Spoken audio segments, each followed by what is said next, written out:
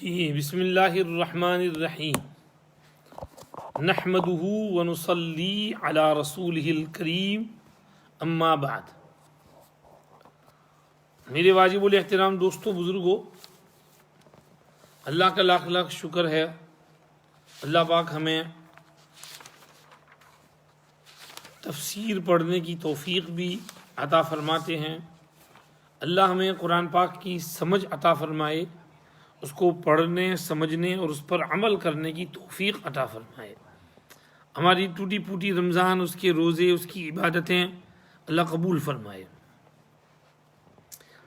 سورہ کہف کا خلاصہ کل ہم نے مختصر سا آپ کی خدمت میں پیش کیا تھا کہ سورہ کہف کا پیغام کیا ہے۔ 4 قصے اس میں بیان کیے ہیں اور ہر قصے میں ہمارے لیے سبق ہے اور عبرت ہے۔ آج ہم قال علم اقل لک ان لک لن تستطیع معی الصبر، وہ خضر علیہ السلام کا جو بقیہ قصہ ہے وہاں سے پڑھتے ہیں۔ تو اللہ پاک نے اس میں وہ حکمتیں بیان کی۔ وہ کشتی توڑ دی تھی، اس میں حکمت یہ تھی کہ سامنے ایک بادشاہ تھا، وہ صحیح سالم ٹھیک ٹھاک اچھی کشتیوں کو وہ چرا لیتا تھا۔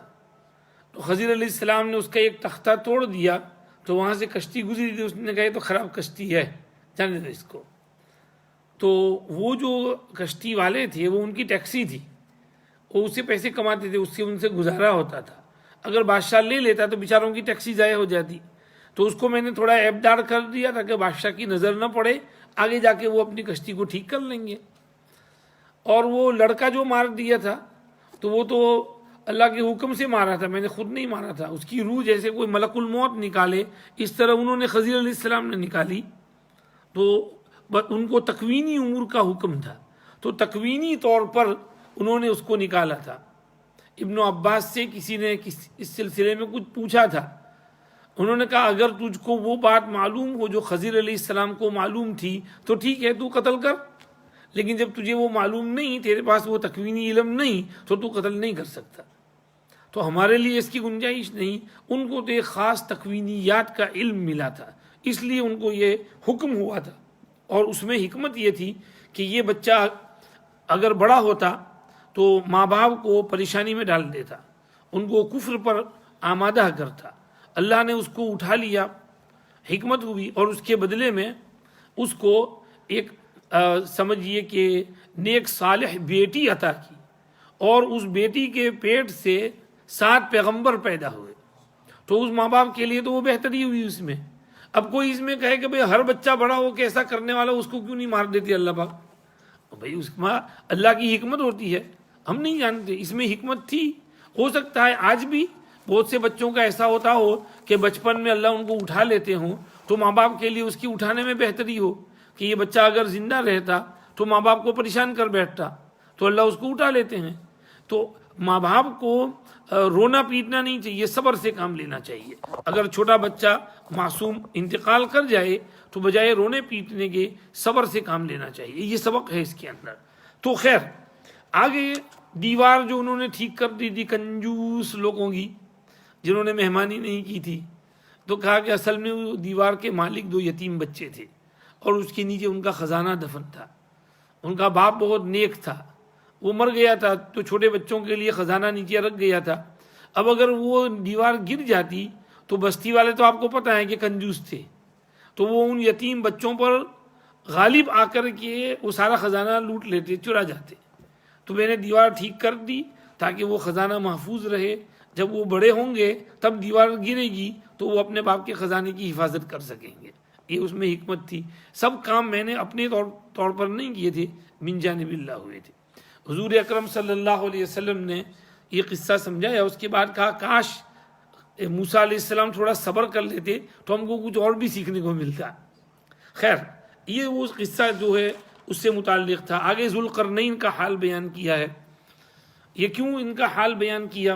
اصل میں اس سورت کا ایک شان نزول ہے، کاز آف ریویلیشن، کہ مکہ کے مشرکوں نے حضرت محمد الرسول اللہ صلی اللہ علیہ وسلم کا امتحان لینے کے لیے مدینہ کے یہودیوں سے کچھ مشکل سوالات پوچھوائے تھے کہ ہم ان کو ٹیسٹ کر سکیں کہ یہ کتنے پانی میں ہیں. تو انہوں نے 3 سوال بھیجے تھے. ایک روح کیا ہے، اور دوسرا وہ چند جوان غائب ہو گئے تھے بہت مدت بعد ملے تھے وہ کون تھے، اور تیسرا ایک بادشاہ گزرا ہے اس نے ساری دنیا پر حکومت کی تھی وہ کون تھا.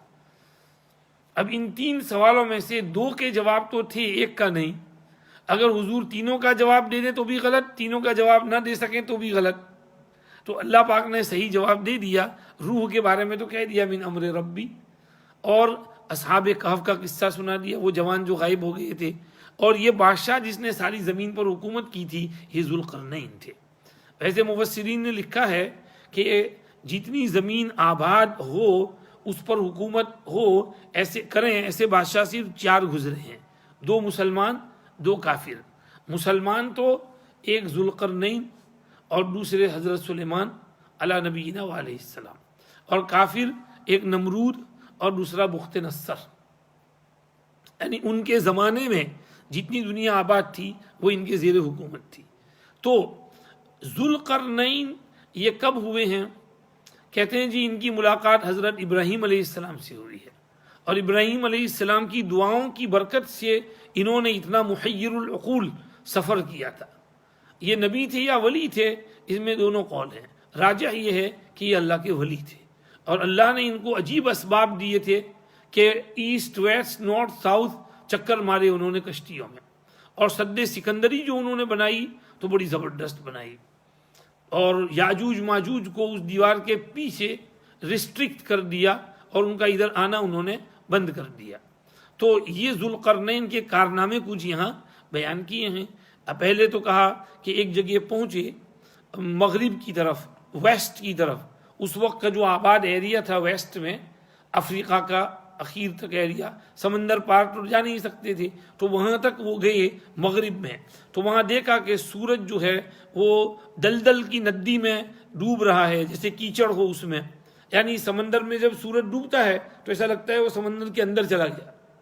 تو وہاں پر تک وہ پہنچے ہیں، تو وہاں کچھ لوگوں کو پایا، تو ان پر اللہ نے ذوالقرنین کو قابو دیا، کنٹرول. کہا کہ تم نے ان کے بارے میں جو فیصلہ کرنا ہو کرو، چاہو تو ان کو سزا دو ان کے کفر شرک کی وجہ سے، یا ان کے ساتھ اچھا سلوک کرو. یہ ٹیسٹ تھا ذوالقرنین کے لیے. تو ذوالقرنین نے جواب دیا کہ پروردگار عالم، ان میں جو ظالم ہوگا اس کی تو ہم خبر لیں گے، لیکن جو نیک ہوگا ایمان لائے گا تو اس کو تو اچھا بدلہ ملنے ہی والا ہے، اور اللہ کے یہاں فیصلہ بھی یہی تھا، ہم اس کے ساتھ نرمی کریں گے. یہ ذوالقرنین کا عدل اور انصاف اس سے سمجھ میں آتا ہے. آگے پھر انہوں نے دوسرا سفر کیا ویسٹ کا، ایسٹ کا، مطلع الشمس. وہاں پر کچھ لوگوں کو پایا جن کے اوپر کوئی پردہ نہیں تھا، اور مطلب یہ کہ ان کو گھر کی چھت بنانے کا طریقہ نہیں آتا تھا، وہ دھوپ میں ہی رہتے تھے بیچارے. تو ذوالقرنین نے ان کو سکھایا کہ بھئی زندگی کیسے گزارنی ہے، دھوپ کے لیے بچاؤ وغیرہ کیسے کرنا ہے. پھر آگے اور چلے اور بین السدین پہنچے. یہ کہاں ہے؟ بظاہر ایسا لگتا ہے نارتھ ایسٹ میں، کیونکہ یہ پہلے سیدھے ایسٹ میں گئے، پھر وہاں سے اوپر نارتھ کی طرف گئے. تو یہ کوکسس کا کوئی ایریا لگتا ہے، یہ بخارا، سمرقند، تاجکستان، ازبکستان سے اوپر کا کوئی ایریا.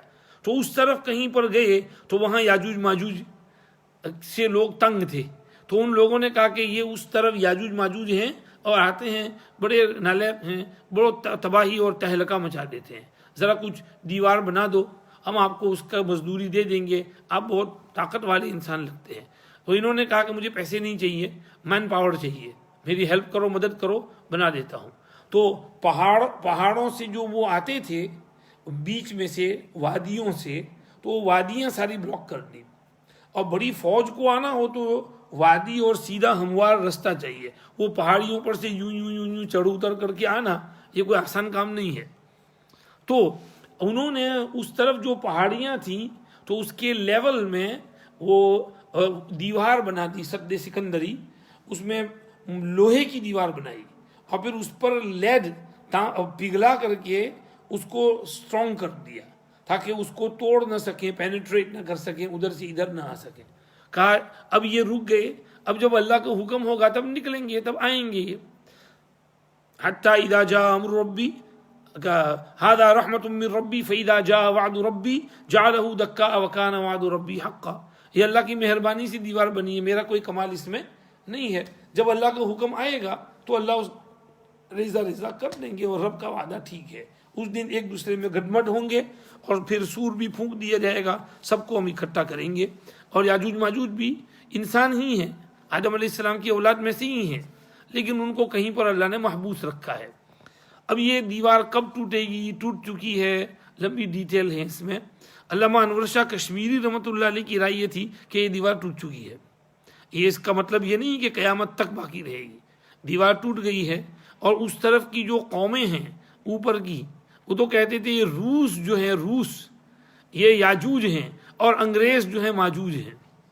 یاجوج ماجوج علامہ کشمیری کی یہ رائے تھی۔ اور میں سہارنپور پڑھنے گیا تھا تو کبھی کبھی شیخ یونس صاحب موڈ میں ہوتے اور عبارت پڑھنی ہے، مجھے کہتے چل ماجوجی پڑھ ماجوجی پڑھ، تو میں پھر عبارت شروع کرتا تھا، پڑھتا تھا تیزی سے۔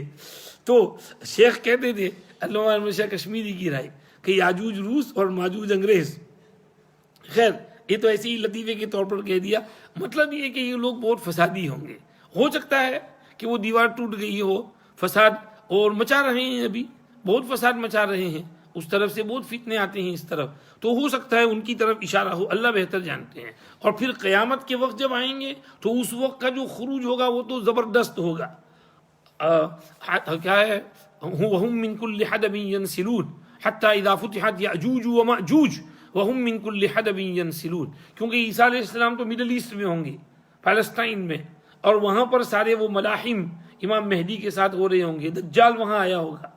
تو وہ جب دجال کا خاتمہ ہوگا اور عیسیٰ علیہ السلام ابھی تھوڑا کام کرنے جائیں گے کہ یہ یاجوج ماجوج آئیں گے، تو ہو سکتا ہے اس طرف کی اقوام جو ہیں وہ تیزی سے ادھر آئیں اور ہر طرف فساد مچائیں۔ اللہ پاک کہیں عیسیٰ علیہ السلام کو کہ بھئی ان سے ٹکر لینا ممکن نہیں، اس لیے تم پہاڑی پہ کوہ طور پہ چلے جاؤ اور وہاں محفوظ ہو جاؤ، وہاں میں تمہاری حفاظت کر لوں گا۔ اور پھر یہ لوگ سب جگہ مچا دیں گے، لیکن اس جگہ کو اللہ محفوظ رکھیں گے جو مسلمان وہاں ہوں گے، اور اسی طرح جو مسلمان دنیا میں اور جگہوں پر ہوں گے اللہ ان کی بھی حفاظت کریں گے۔ لیکن جو غیر ہیں وہ سارے ان کے ساتھ ہو جائیں گے اور بڑا فساد مچائیں گے۔ پھر جو ہے اللہ پاک ان پر کوئی آفت اور کوئی بیماری، کوئی وائرس، کوئی ایپیڈیمک، کوئی پلیگ طاری کریں گے۔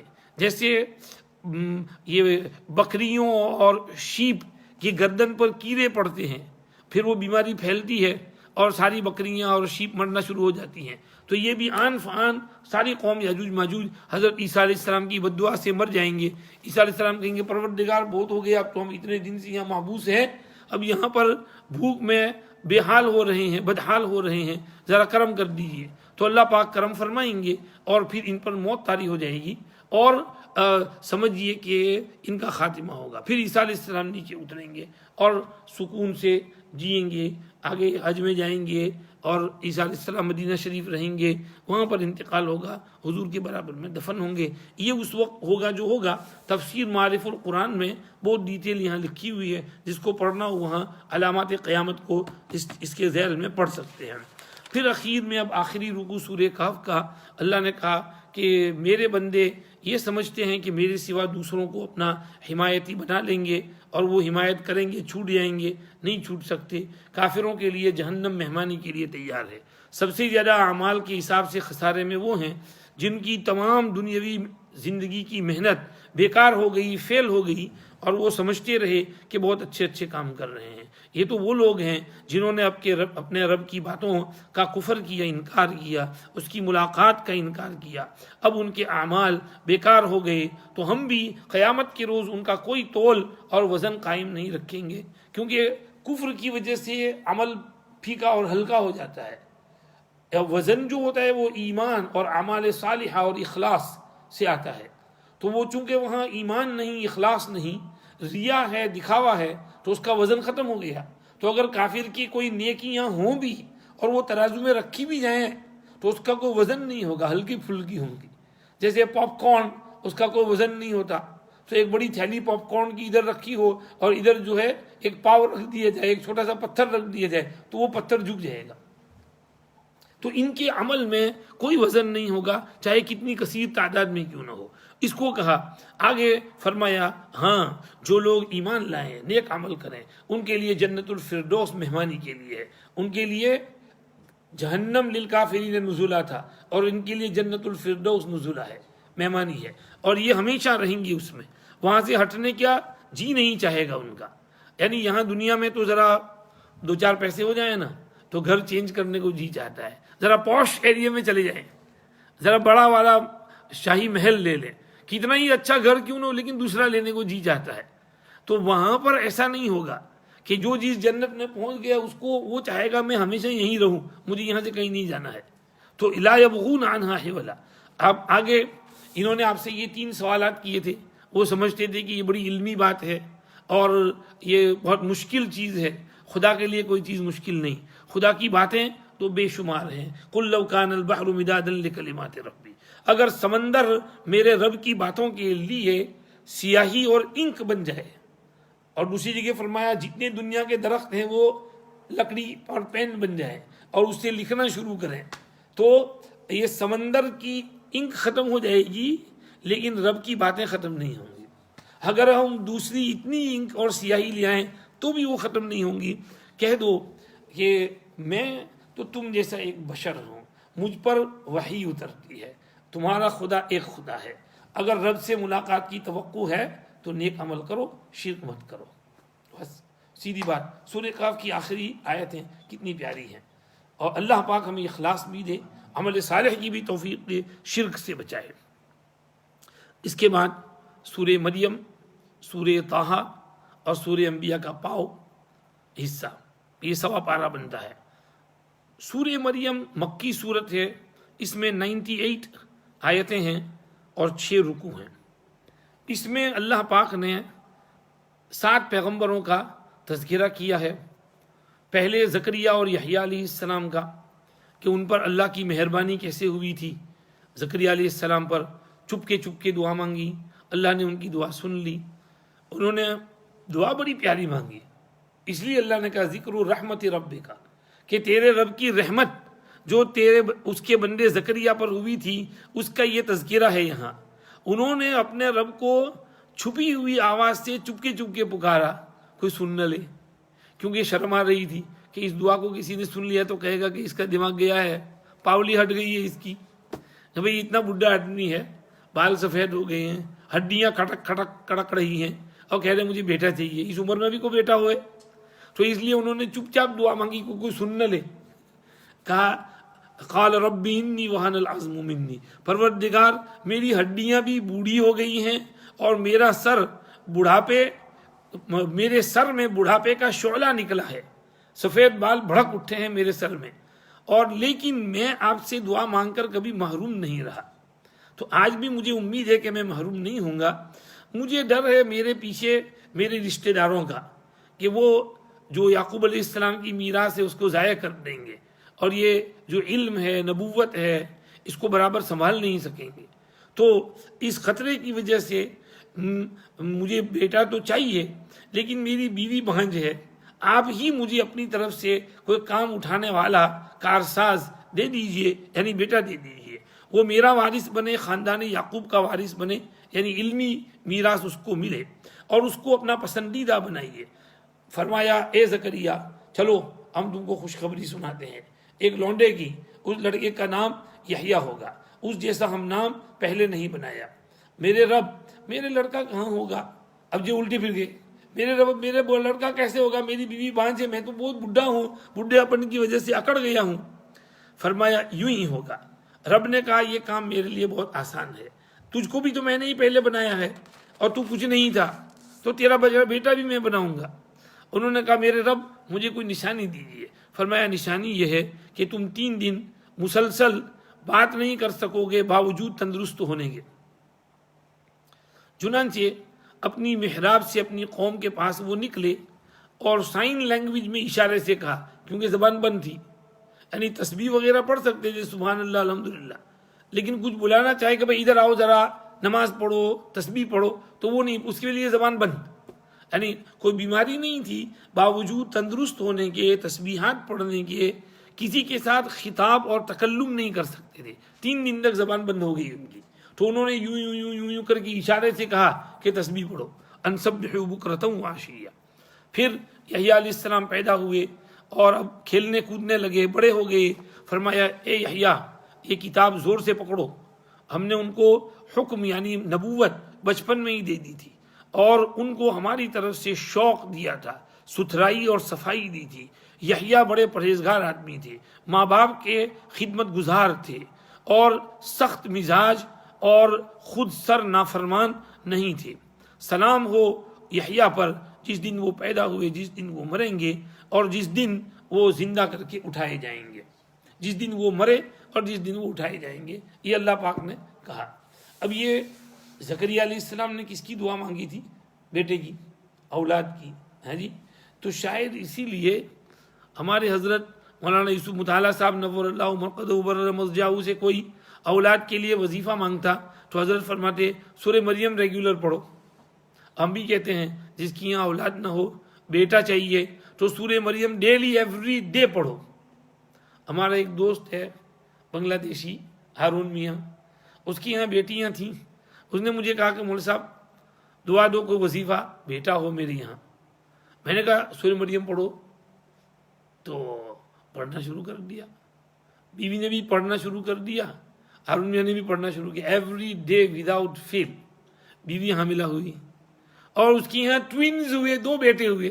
میں نے کہا تم دونوں پڑھتے تھے نہیں اس لیے 2 ہوئے، صرف بیوی پڑھتی تو 1 ہوتا، تم نے بھی پڑھا، تمہاری بیوی نے بھی پڑھا، تو 2 بیٹے دیے۔ اچھا 2 بیٹے بڑے ہوئے، حفظ کیا، دونوں حافظ قرآن، اور ابھی ہارون میاں کے گھر میں تراویح پڑھا رہے ہوں گے۔ تو یہ اللہ تو بہت دینے والے ہیں، چونکہ اس میں یحییٰ علیہ السلام کی وہ دعا ہے فَهَبْ لِي مِن لَّدُنْكَ وَلِيًّا کہ مجھے بیٹا دے دیجئے۔ شاید کوئی بیچارہ بیٹوں سے محروم ہو، وہ یہ پڑھے گا برابر سے، پوری سورت پڑھ کر دعا مانگے گا، خاتون دعا مانگے گی، اللہ دیں گے ان کو بیٹے انشاءاللہ، اولاد نصیب فرمائیں گے۔ اللہ کے قبضے میں سب کچھ ہے، مانگنے کی ضرورت ہے، ہمارے مانگنے میں کمی ہے، تو مانگیے اللہ سے، دل لگا کر مانگیے، رو رو کر مانگیے، اللہ تمہاری امید پوری کریں گے۔ اللہ پاک سب دوستوں کے جن کی یہاں اولاد نہیں ان کے گھر کو خوشیوں سے بھر دے۔ ہمارے اس پہ بھی کسی نے وظیفہ پوچھا تھا، دعا کے لیے بھی کہا تھا، اللہ ان کے گھر کو بھی خوشیوں سے بھر دے اور نیک صالح اولاد عطا فرمائے سب کو۔ خیر آگے یہ پہلا قصہ پورا ہوا، اس کے بعد مریم علیہ السلام کا قصہ ہے، کیونکہ مریم علیہ السلام کے یہاں بے موسم پھل آتے تھے۔ زکریا علیہ السلام نے اس کو دیکھ کر دعا مانگی تھی کہ جب بے موسم پھل مل سکتے ہیں تو بے موسم اولاد بھی مل سکتا ہے، ہمارے موسم ختم ہو گیا ہے لیکن اللہ اولاد دے سکتے ہیں، تو دی اللہ نے۔ لیکن ان کا قصہ اتنا عجیب نہیں، کیونکہ وہاں میاں بیوی کا ملاپ تو تھا، اور اس کے بعد بچہ پیدا ہوا، اگرچہ بڑھاپے میں ہوا۔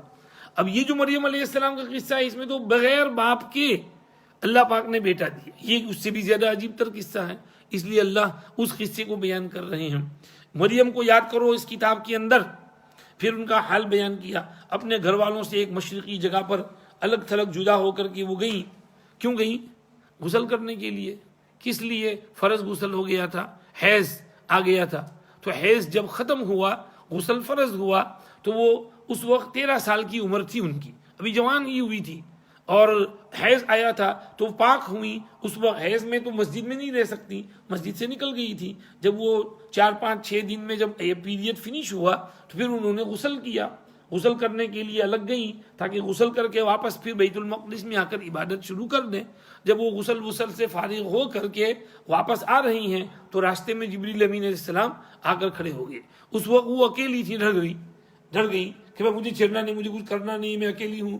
تو جبریل صاحب نے کہا کہ فکر نہ کرو، میں تو رسول ربی کی لِأَهْوَ لَكِ غُلَامًا زَكِيًّا، اللہ کے یہاں سے آیا ہوں، پیغامبر ہوں، ایک میسیج لے کر آیا ہوں، تم کو ایک پاک صاف ستھرا لڑکا ہونے والا ہے۔ ارے میرے پاک صاف ستھرا لڑکا ہوگا، مجھے کسی نے ٹچ تو کیا نہیں، کہاں سے؟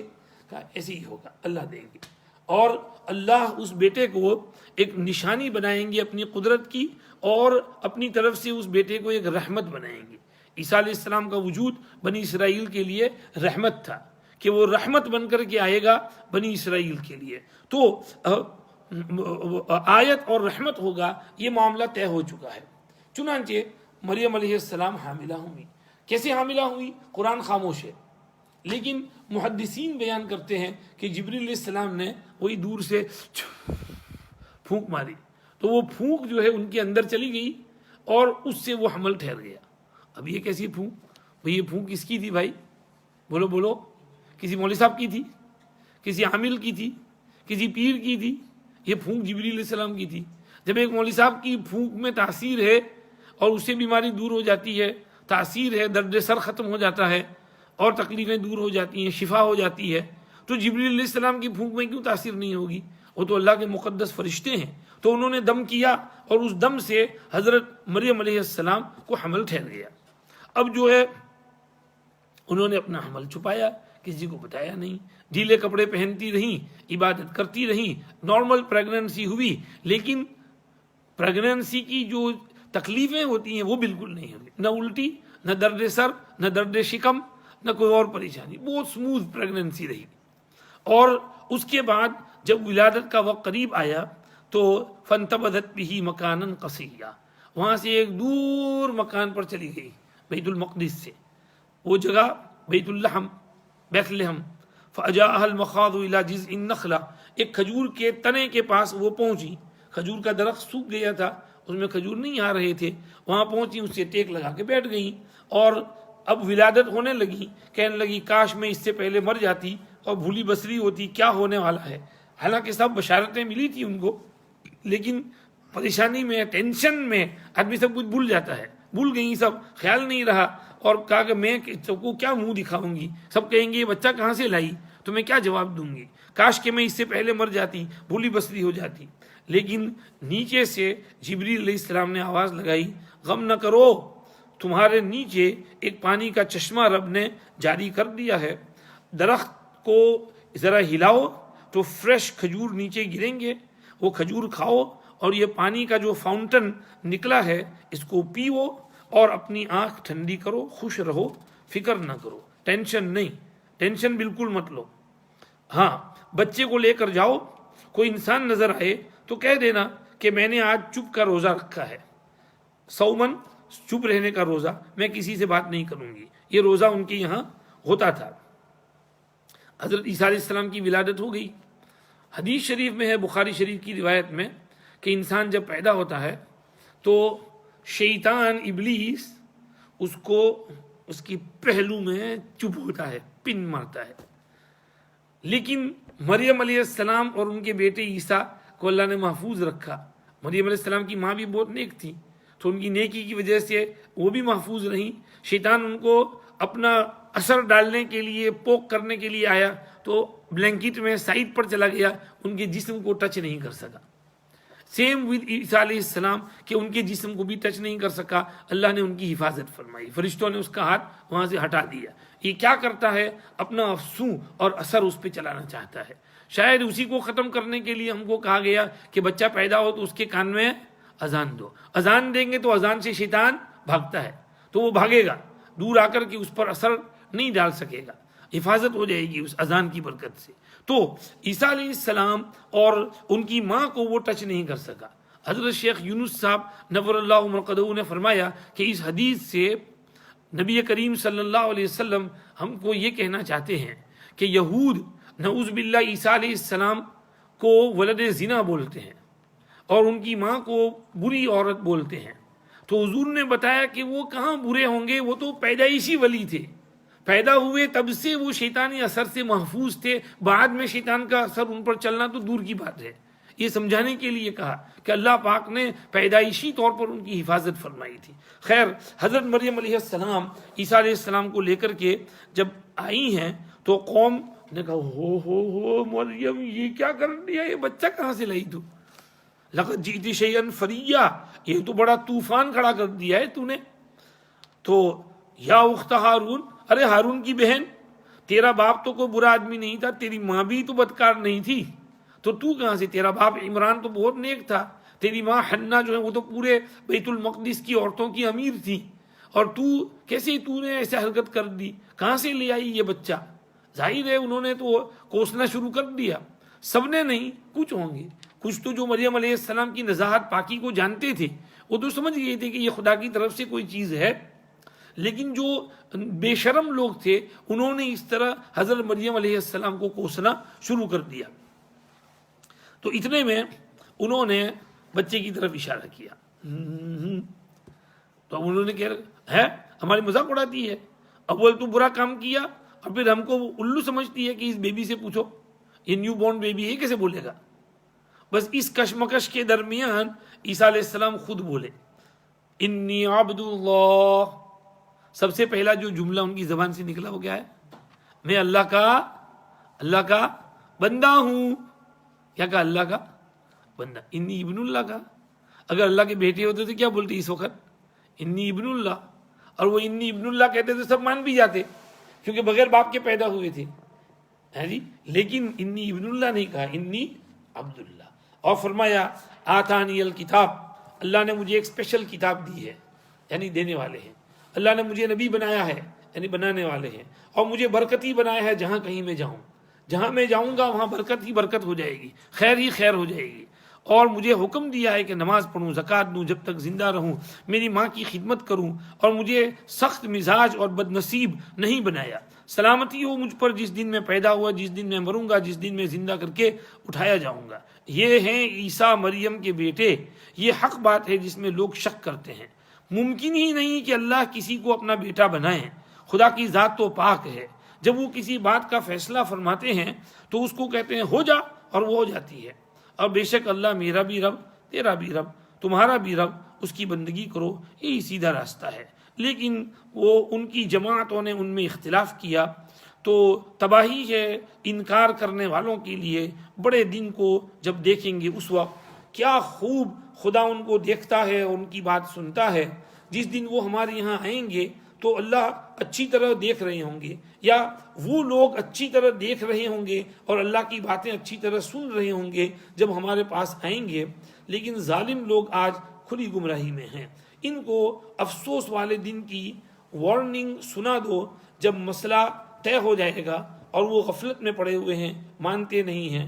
بے شک زمین کی میراث تو ہم ہی کو ملنے والی ہے, اور زمین کے وارث ہم ہوں گے, اور ان کے بھی جو اس پر ہیں سب نے ہمارے پاس لوٹنا ہے. آخر کار یہ پاس ہوتے ہوتے آخر میں زمین کس کے قبضے میں آئے گی؟ کس کی کہلاتی ہے؟ اللہ کی کہلاتی ہے.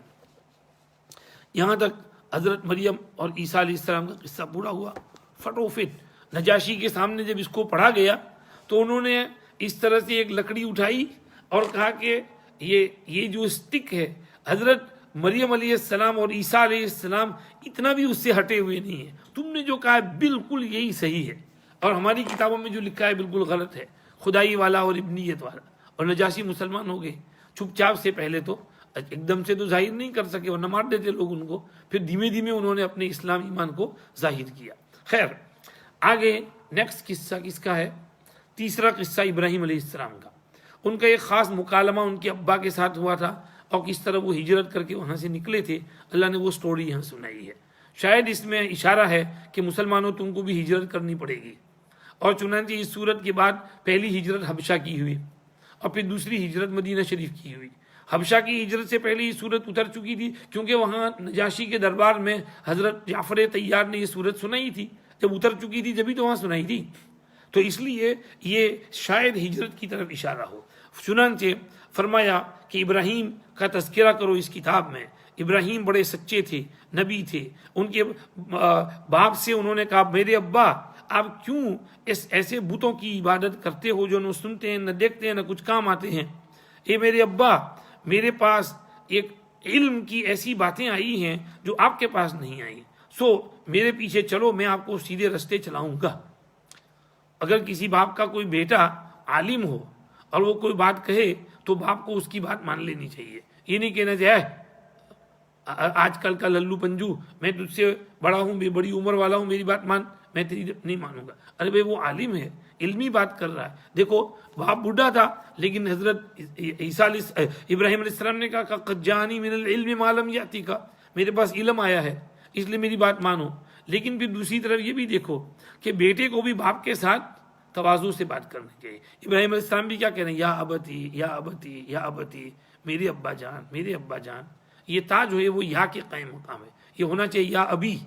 تو ابھی میں یا کے بجائے تا رکھ دیتے ہیں تو ابتی ہو جاتا ہے کہ اے میرے ابا جان، شیطان کی پوجا نہ کرو، شیطان تو ہمیشہ رحمان کا نافرمان رہا ہے، میرے ابا جان مجھے ڈر لگتا ہے کہیں رحمان کا عذاب آپ کو نہ پکڑ لے، پھر شیطان کی دوست بن جاؤ، ساتھی بن جاؤ۔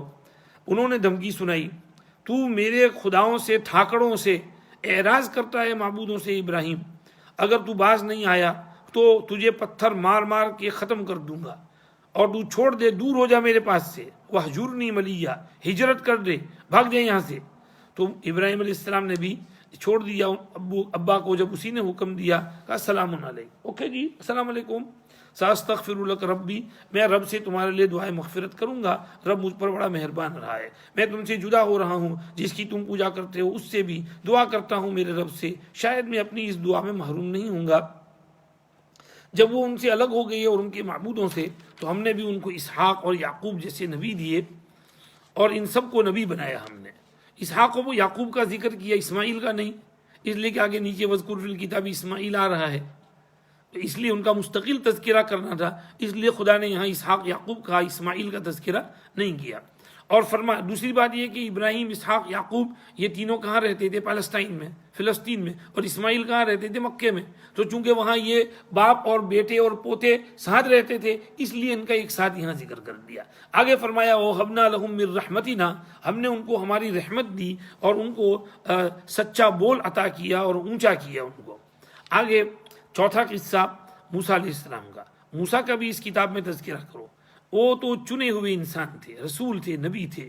ہم نے ان کو کوہ طور کی داہنی جانب سے پکارا اور ہم نے ان کو اپنے نزدیک کیا بھید کہنے کے لیے۔ ہم نے ان کو اپنی رحمت سے ان کے بھائی ہارون دیے جو نبی تھے، تو ان کا بھی تذکرہ کرو، کتنے اچھے پیغمبر تھے۔ آگے پانچواں قصہ اسماعیل کا، اسماعیل کا بھی تذکرہ کرو۔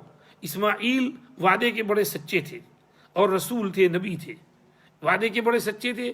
ایک آدمی سے کہا کہ ٹھیک ہے میں یہیں بیٹھا ہوں، جاؤ تم جا کر آؤ۔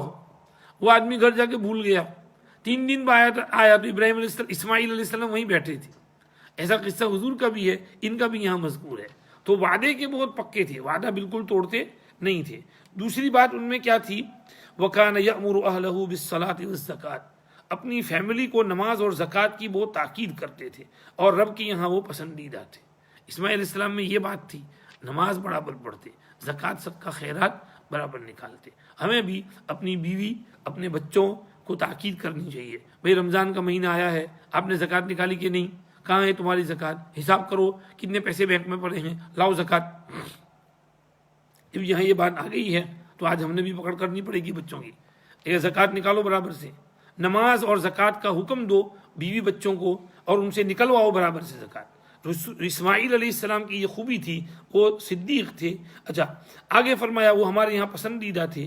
آگے چھٹا قصہ ادریس علیہ السلام کا، کہ ادریس کا بھی تذکرہ کرو، وہ صدیق تھے، نبی تھے، ہم نے ان کو بہت اونچی جگہ پر اٹھایا۔ تفسیر ہے اس کی لمبی چوڑی۔ پھر آگے کہہ دیا کہ یہ وہ پیغمبر ہیں جو آدم کی ذریت سے آئے اور نوح علیہ السلام کے ساتھ جن کو اٹھایا تھا ان سے، اور ابراہیم اور اسرائیل یعنی یعقوب سے آئے، ان کو ہم نے گائیڈ کیا اور پسند کیا۔ ان کے سامنے جب رحمان کی باتیں آتی تھیں تو یہ رب کے سامنے سجدہ میں چلے جاتے تھے اور روتے بھی تھے۔ اس کو پڑھ کر کے ہمیں بھی سجدہ کرنا ہے اور رونا ہے اللہ کے سامنے۔ حضرت عمر نے اس کو پڑھا، سجدہ کیا، فرمایا ھذا السجود وأین البکا، سجدہ تو کر لیا، رونا کہاں سے لائیں؟ پیغمبر کی طرح روئے کیسے ہم؟ خیر اللہ نے ان کا حال بیان کیا۔ اس کے بعد فرمایا یہ پیغمبر تو سب بہت اچھے تھے، شروع سے لے کر اخیر تک، زکریا، یحییٰ، مریم، عیسیٰ، ابراہیم، موسیٰ، ہارون، اسماعیل، ادریس، سب پیغمبر بڑے اچھے تھے۔ ان کے پیچھے جو لوگ آئے وہ نالائق آئے۔ فخلف من بعدهم خلف اضاعوا الصلاة واتبعوا الشہوات فسوف یلقون غیا، ان کے پیچھے ایسے ناخلف اور نالائق لوگ آئے جنہوں نے نمازیں بھی ضائع کی، شہوتوں کے پیچھے پڑے، وہ گمراہی کو پائیں گے۔ ہاں مگر جو توبہ کر لیں، ایمان لائیں، عمل صالح کریں، وہ جنت میں آئیں گے اور ان پر کوئی ظلم نہیں کیا جائے گا، حق نہیں مارا جائے گا۔ جنت تو ہمیشہ رہنے کے باغات ہیں، جس کا رحمان نے اپنے وعدوں کو اپنے بندوں کو بن دیکھے وعدہ کیا ہے اور اس کا وعدہ ضرور پورا ہو کر رہنے والا ہے۔ جنت میں وہ بک بک نہیں سنیں گے، صرف سلامتی اور پیس کی باتیں ہوں گی، اور وہاں ان کو ان کی روزی صبح و شام ملے گی۔ یہ جنت ہم اپنے ان بندوں کو دیتے ہیں جو تقوی والے ہوتے ہیں۔ اللہ پاک نے جو پیچھے ناخلف آئے ان کی جو خرابی بیان کی، وہ دو باتیں کہیں۔ ایک تو یہ کہ وہ نمازیں ضائع کرتے تھے۔ میرے معزز ماں اور بہنوں جو گھر پر سن رہے ہیں، نماز ضائع کرتے ہیں آپ لوگ؟ اگر آپ نماز ضائع کرتے ہیں تو دیکھو آپ بھی اس میں شامل ہو جاؤ گے۔ اللہ کے واسطے ایسا نہ کرو، نماز ضائع نہ کرو، نماز برابر ٹائم پر پڑھو۔ نماز دین کا ستون ہے، نماز مومن کی معراج ہے، نماز چہرے کا نور ہے، اور نماز کا حساب سب سے پہلے قیامت کے دن ہونے والا ہے۔ سب سے اہم عبادت نماز ہے۔ نماز کو جو کوئی پابندی سے پڑھے گا تو اس کا سارا دین محفوظ، اور جو نماز ضائع کرے گا تو باقی دینی امور بھی ضائع ہوں گے۔ اس لیے نماز بالکل قضا مت کرو، آن ٹائم پڑھو، 5 نمازیں پڑھو، نفلیں بھی پڑھو، سنت بھی پڑھو، واجب بھی پڑھو، اور مستحبات بھی پڑھو، اور شوق پیدا کرو اپنے اندر نماز کا۔ دوسری بیماری ان کی بیان کی واتباع الشہوات، کہ وہ نالائق جو لوگ آئے پیچھے شہوت کے پیچھے پڑھتے تھے۔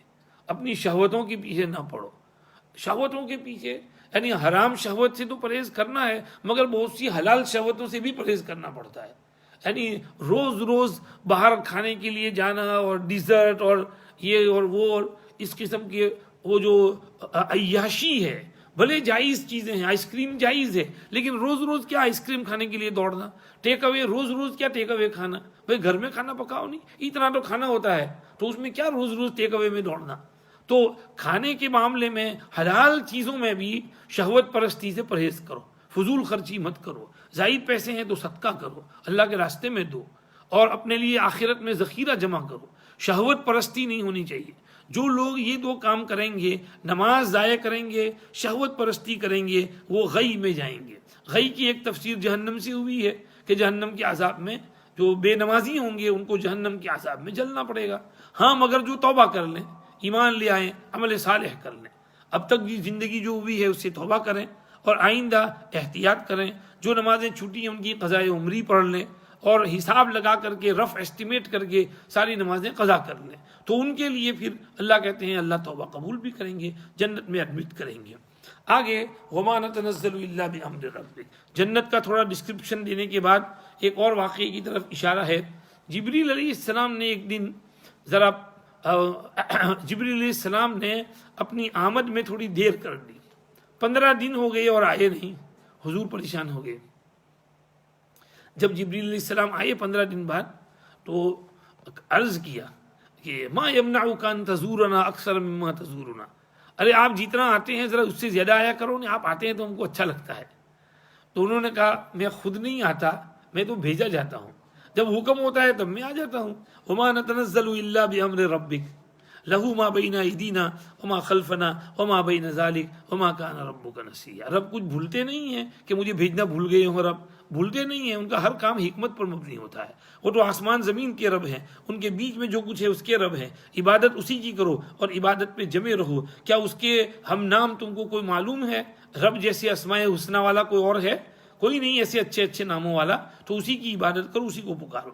آگے وَيَقُولُ الْإِنسان سے نیکسٹ 2 رکوز میں اللہ پاک نے کافر لوگ آخرت کے بارے میں بہت شک کرتے تھے، انکار کرتے تھے، آبجیکشن کرتے تھے، تو اس کا جواب دیا ہے اس رکوع میں۔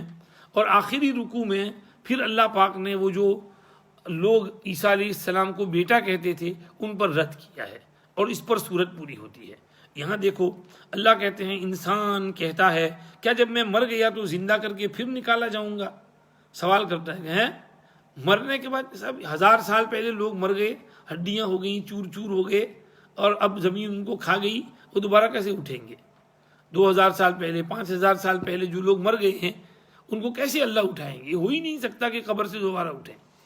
اللہ کہتے ہیں اولا یذکر الانسان انا خلقناہ من قبل ولم یک شیئا، انسان یاد نہیں رکھتا کہ ہم نے اس کو بنایا اس سے پہلے اور وہ کچھ بھی نہیں تھا۔ جب ہم نے اس کو پہلے بنایا جب وہ کچھ بھی نہیں تھا تو ہم دوبارہ نہیں بنا سکتے اس کو.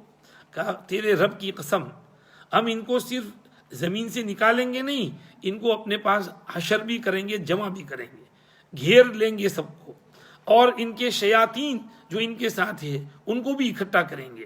پھر ہم سامنے لائیں گے ان کو دوزخ پر گرے ہوئے، دوزخ کے ارد گرد گرے ہوئے ہونے کی حالت میں.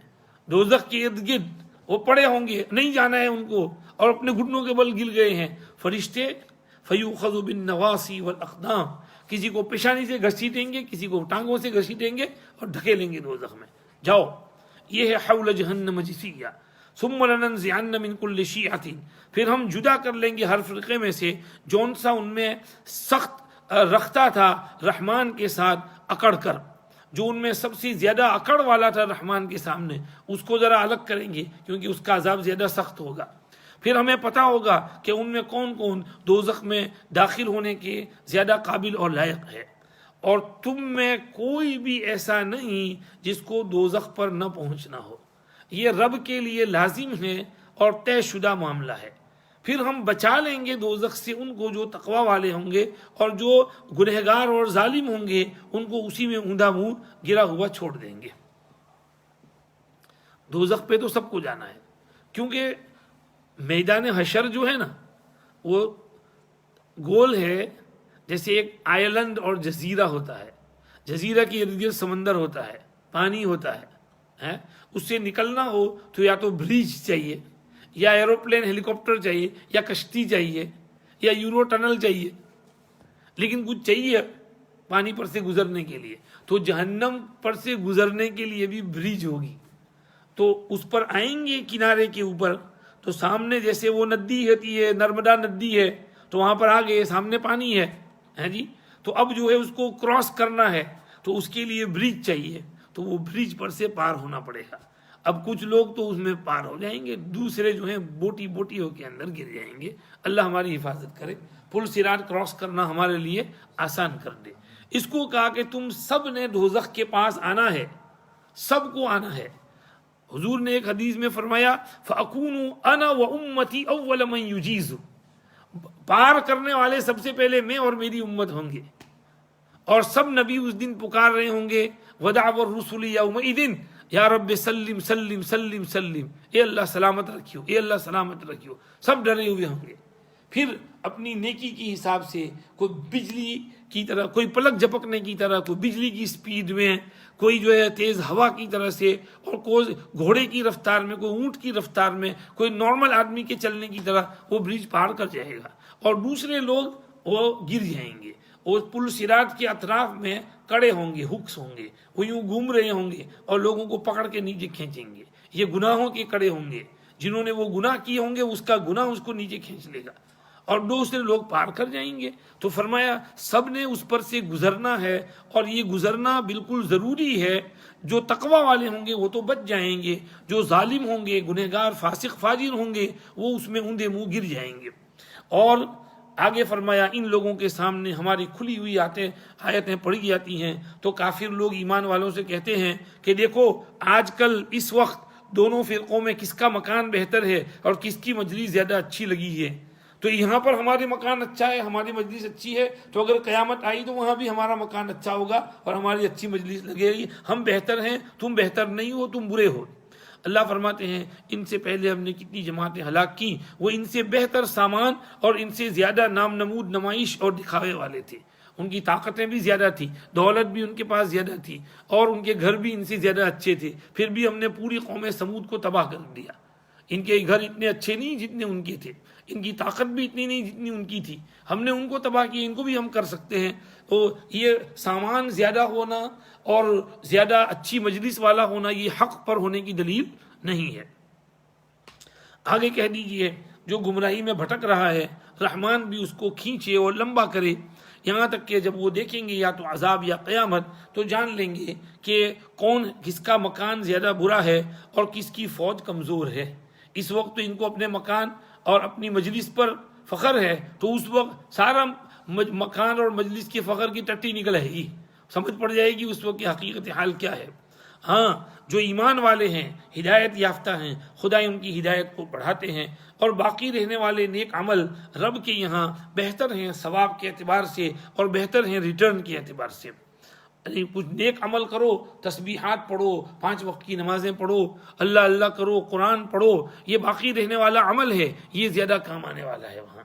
آگے افرائیت الذی کفر بآیاتنا، یہ عاص بن وائل سہمی خدا کی باتوں کا منکر ہوتا تھا، اس نے خباب بن الارت سے کچھ لوہے کی زرہ بنوائی تھی، پیسے نہیں دیے تھے، وہ بار بار حضرت خباب لوہار تھے، بیچارے غریب تھے، ان کو پیسے چاہیے، مزید میٹل خریدنا ہے، اس کے پاس گئے کہ میرے پیسے دے، مجھے لوہا اور خریدنا ہے، اس نے کہا دوں گا دوں گا دوں گا، لیکن جتنے مالدار ہوتے ہیں اللہ معاف کرے وہ اتنے ہی کنجوس بھی ہوتے ہیں، تو یہ ایک تو کافر تھا، پھر کنجوس بھی حد درجے کا تھا اور ظالم بھی تھا، تو اس نے ان کے پیسے نہیں دیے۔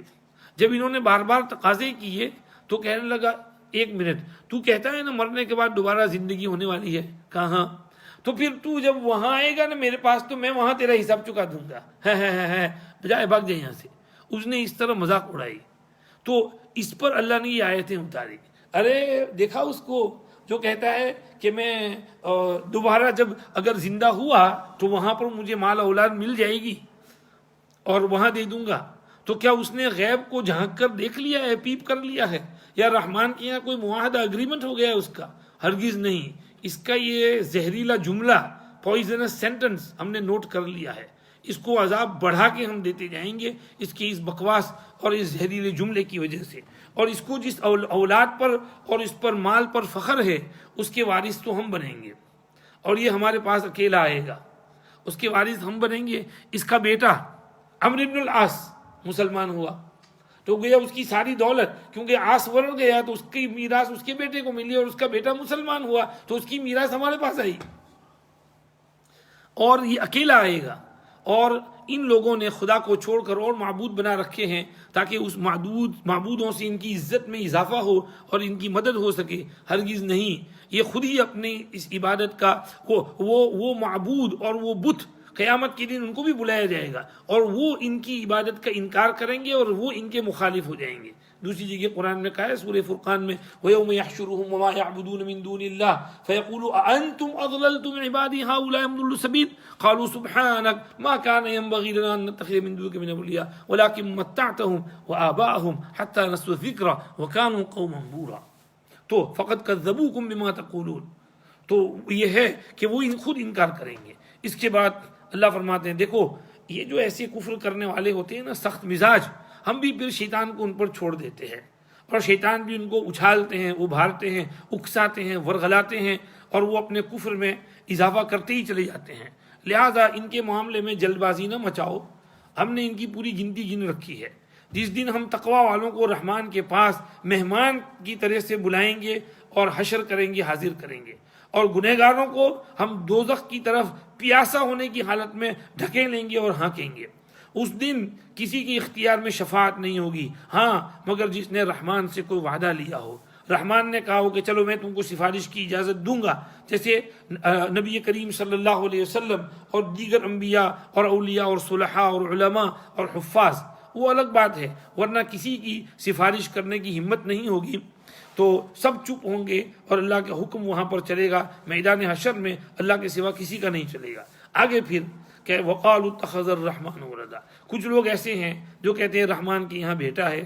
ارے تم نے تو بڑی بھاری چیز کر دی، کہاں آپ پھنس گئے تم لوگ، ایسی بات کہہ دی تم نے، یہ تو اتنی بھاری بات ہے، قریب ہے کہ آسمان پھٹ پڑے اس بات سے، زمین چڑ جائے اور پہاڑ بھی گر پڑے، وہ دھے کر اور دھڑام سے ان پر گر پڑے۔ اتنی گھناؤنی اور اتنی ہیوی بات ہے کہ آسمان کہتا ہے کہ مجھے اجازت دو کہ میں سارے میٹور اور اس کو ستارے گرا دوں اور ان کو ہلاک کر دوں، زمین کہتی ہے میں پھٹ جاؤں ان کو سولو کر دوں، پہاڑ کہتے ہیں ہم گریں اور دبا دیں ان کو۔ اتنی گراؤنی بات ہے ان دعوا للرحمن ولدا، کہ اتنے بڑے مہربان خدا کے لیے انہوں نے بیٹا پکارا، حالانکہ ممکن ہی نہیں، کہ مناسب ہی نہیں کہ رحمان کسی کو اپنا بیٹا بنائے۔ لائے، بے شک جو کوئی آسمان زمین میں ہے وہ سب رحمان کے حضور میں بندہ بن کر آنے والا ہے۔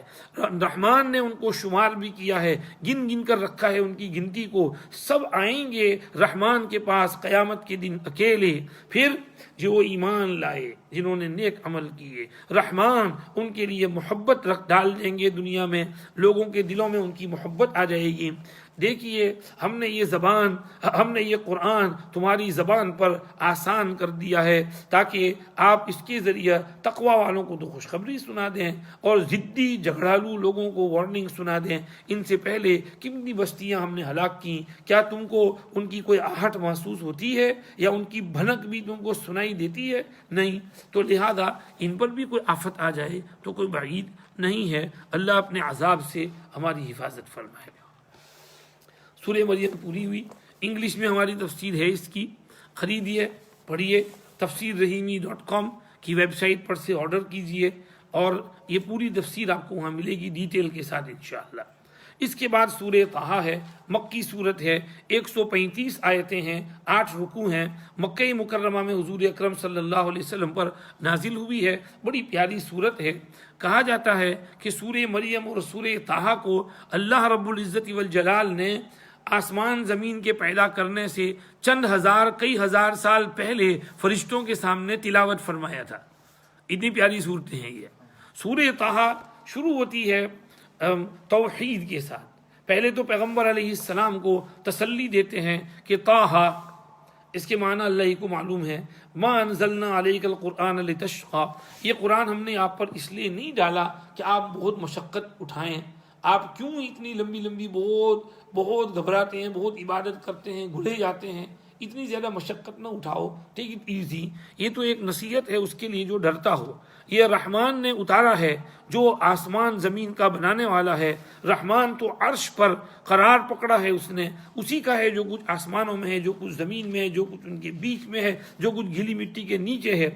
اس کی شان تو یہ ہے کہ تم زور سے بولو تو اس کو بھی وہ سنتا ہے، اور وہ تو راز اور سیکرٹ کو بھی جانتا ہے اور اس سے مخفی چیز کو بھی جانتا ہے۔ سیکرٹ تو یہ ہے کہ وہاں بیٹھا ہوا احمد مولانا سلیمان کو کان میں چپ چاپ سے کچھ کہے، مجھے کچھ پتہ نہیں اس نے کیا کہا، انہوں کو پتہ نہیں، ان کو پتہ نہیں۔ لیکن اس سے بھی زیادہ مخفی یہ ہے کہ دل دماغ میں جو خیالات ہیں وہ تو بازو والے کو بھی پتہ نہیں، اس کو بھی اللہ جانتے ہیں کہ ہمارے دل میں دماغ میں کیا کیا خیالات گزر رہے ہیں، اس کو بھی اللہ جانتے ہیں۔ ایک ایک شخص کے خیالات کو اللہ جانتے ہیں، کیونکہ اللہ ہیں، اس کے سوا کوئی معبود نہیں، اس کے سارے اچھے اچھے نام ہیں۔ ہاں، اور موسیٰ علیہ السلام کا قصہ سنا ہے، لو ہم تم کو سنا دیتے ہیں۔ خدا کی دین کا موسیٰ سے پوچھیے احوال، آگ لینے کو جائیں اور پیغمبری مل جائے۔ گئے تھے پہاڑی پر آگ لینے کے لیے، اذ رأى نارا، گھر والوں سے کہا تم یہاں ٹھہرو، میں ذرا آگ لے کر آتا ہوں، یا اگر آگ نہیں ملی تو وہاں کوئی آدمی ہوگا تو اس سے رستہ پوچھ لوں گا، کیونکہ ہم رستہ بھول گئے ہیں۔ وہاں پہنچے تو وہاں کوئی آدمی نہیں تھا، وہ تو آگ خود بخود جل رہی تھی، اور آگ عجیب تھی کہ وہ درخت ہے، اس کی ارد گرد آگ ہے، لیکن درخت سالم ہے۔ حالانکہ آگ میں درخت تو جل جاتا ہے، آگ جاری ہے اور وہ درخت جو ہے اس کے بیچوں بیچ ہے۔ تو پہنچے تو وہاں جا کے حیران ہو گئے کہ یہ کیا ہے، یہ عجیب ماجرا ہے۔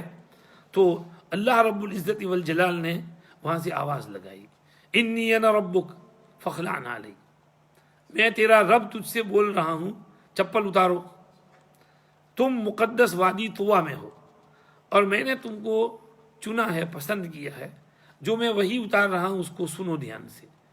میں اللہ ہوں، میرے سوا کوئی معبود نہیں، میری عبادت کرو، نماز قائم کرو میری یاد کے لیے۔ سنو، قیامت آنے والی ہے، اس کے ٹائم کو میں چھپاتا ہوں، اس لیے آئے گی قیامت کے ہر شخص کو اس کی محنت کا بدلہ دے دیا جائے۔ قیامت سے تمہیں وہ آدمی نہ روکے جو اس کو مانتا نہیں، جو اپنی خواہش نفس کے پیچھے چلتا ہے، ورنہ تم بھی ہلاک ہو جاؤ گے۔ اور اے موسیٰ تمہارے داہنے ہاتھ میں کیا ہے؟ کہا جی یہ میری لاٹھی ہے، میں اس کے ذریعہ پتے، اس پر سہارا بھی لیتا ہوں، ٹیک لگاتا ہوں، پتے بھی جھاڑتا ہوں اپنی بکریوں کے لیے، اور یہ بہت کام کی چیز ہے۔ فرمایا اس کو پھینکو تو صحیح۔ انہوں نے پھینکی تو وہ دوڑتا ہوا سانپ بن گئی۔ موسیٰ علیہ السلام بھاگے تو فرمایا پکڑو اس کو، دھڑو نہیں، ہم اس کو اس کی اصلی حالت پر لوٹا دیں گے، اور تمہارا ہاتھ تمہارے پہلو سے ملاؤ وہ سفید نکلے گا، کوئی بیماری نہیں اس میں، یہ دوسری نشانی، تاکہ ہم تم کو اور بڑی بڑی نشانیاں دکھائیں۔ جاؤ فرعون کے پاس، وہ سر چڑھنے لگا ہے، سرکش ہو گیا ہے، اس نے بہت سر اٹھا لیا ہے۔ موسیٰ نے کہا میرے پروردگار رب اشرح لی صدری، میرا سینہ کشادہ کر دیجیے، ویسر لی امری، بہت بڑا کام ہے، اس کو آسان کر دیجیے، واحلل عقدۃ من لسانی یفقہوا قولی، میری زبان میں لکنت ہے اس کو دور کر دیجیے کہ یہ لوگ میری بات سمجھیں، اور وجعل لی وزیرا من اہلی ہارون اخی، اور مجھ کو میرا ایک منسٹر اور وزیر بھی دیجیے میرے گھر والوں میں سے، یعنی میرا بھائی ہارون جو میرا بوجھ اٹھائے، اشدد بھی ازری، اس کے ذریعے میری کمر مضبوط کیجیے، اور اس کو میرے کام کاج میں شریک کر دیجیے کہ ہم دونوں بھائی مل کر آپ کی خوب تسبیح پڑھیں اور آپ کا خوب تذکرہ کریں، کیونکہ آپ تو ہمیں ہر وقت دیکھتے رہے ہیں۔ فرمایا تمہاری یہ مانگ اور یہ سوال تم کو دے دیا گیا ہے موسیٰ، ہم نے تم پر اس سے پہلے بھی ایک مرتبہ بڑا احسان کیا ہے، جب ہم نے تیری ماں کو یہ وحی بھیجی تھی کہ اس بچے کو صندوق میں ڈال دو، پھر اس کو دریا میں پھینک دو، اور اس کو سمندر جو ہے لے جائے گا کنارے کنارے، اور لے لے گا اس کو میرا دشمن اور اس کا دشمن، اور میں نے تیرے اوپر ایک محبت ڈال دی کہ جو تجھے دیکھتا وہ تجھ سے محبت کرتا، تاکہ تیری پرورش میری آنکھوں کے سامنے ہو۔ جب تیری بہن چل رہی تھی اور تو کہہ رہی تھی وہ کہ کیا میں تم کو بتاؤں ایک شخص جو اس بچے کی کفالت کرے اور پالے اس کو، ہم نے پھر تجھ کو تیری ماں کے پاس لوٹایا تاکہ تیری ماں کی آنکھ ٹھنڈی رہے اور تاکہ وہ غم نہ کرے۔